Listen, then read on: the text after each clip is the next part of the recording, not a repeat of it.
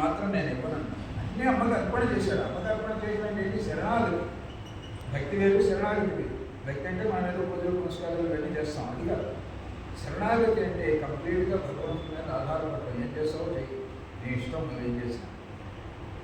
మనకేం కావాలో మనకు తెలియదు, మనం అయ్యవారిని ఏం చెప్పేది పోటీ చేస్తాం.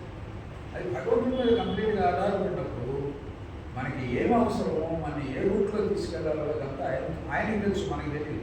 మనం ఒకటి చేయకపోతే ఒకటి చేస్తాం. కాబట్టి కంప్లీట్గా భగవంతుడి మీద ఆధారపడి ఉండడం అంటే శరణాగతి.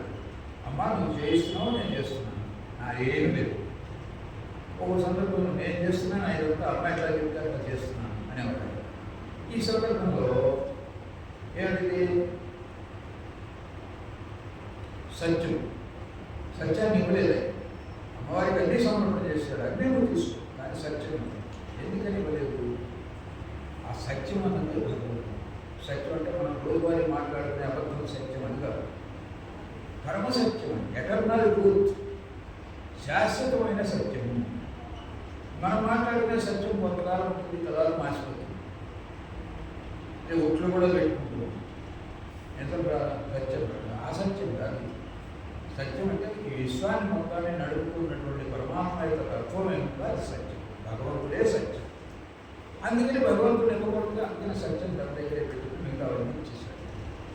ఈ సత్యపాలన ఎంత చక్కగా చేసేవాడు అంటే ఆయన సత్యం అనగానే సరిపోలేదు, ఆచరణలో చూపెట్టాలి. ఊరికే గేమ్ చదివినంత మాత్రం కాదు, ఆయన ఆచరణలో చూపెట్టాడు. ఎలాగంటే దక్షిణేశ్వరంలో అదంతా ఊడ్చేటటువంటి ఒక రసిక్ అని పాకివాడు అంటే మన రేడియో వాళ్ళు అంతా క్లీన్ చేసేవాడు. ఆ రోజుల్లో ఎలక్ట్రిక్స్ మన మూత్రాలన్నీ డూప్లికేట్ అందులోకి వాళ్ళు వచ్చి బయట తీసుకెళ్ళేవాడు. ఏదైనా వాళ్ళు పరిస్థితి వాడు ఏం అసహించకుండా బకెట్ చేతికి తగిలించుకుని ఆయన క్లీన్ చేసేవాడు. ఆ రసికులాల్ అన్న అతనికి ఒక రోజు ఆయన ఈ రామకృష్ణుడు రోజు చెప్పేవాడిని విని గొప్ప భక్తుడైపోయాడు.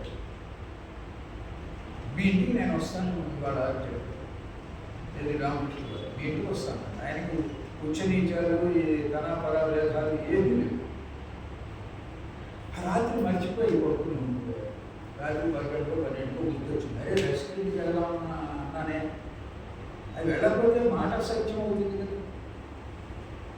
అన్న మాటని నోటెప్పటికి రావడానికి 4 స్టేజ్లు పడుతుంది. ఒక మాట మన నోటెప్పటికి రావడానికి 4 స్టేజెస్ పడుతుంది. అదేమిటది? పరా, పశ్యంతి, మధ్యమ, వైఖరి అని 4 స్టేజ్లు. ఆ వైఖరి 4వది.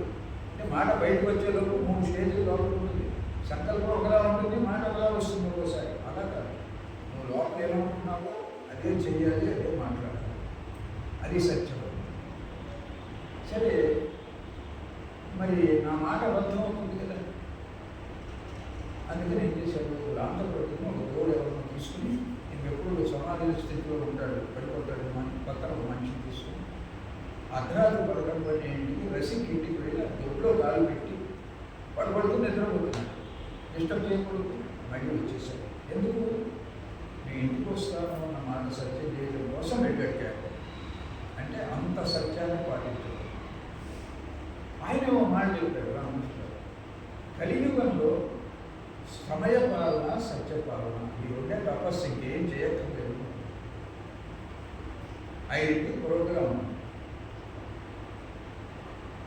నేను అంటున్నాను కదా, ఇక్కడే కాదు, ఎక్కడైనా అదే పరిస్థితి. ఇక్కడే కాదు, చాలా చోట్ల అదే పరిస్థితి.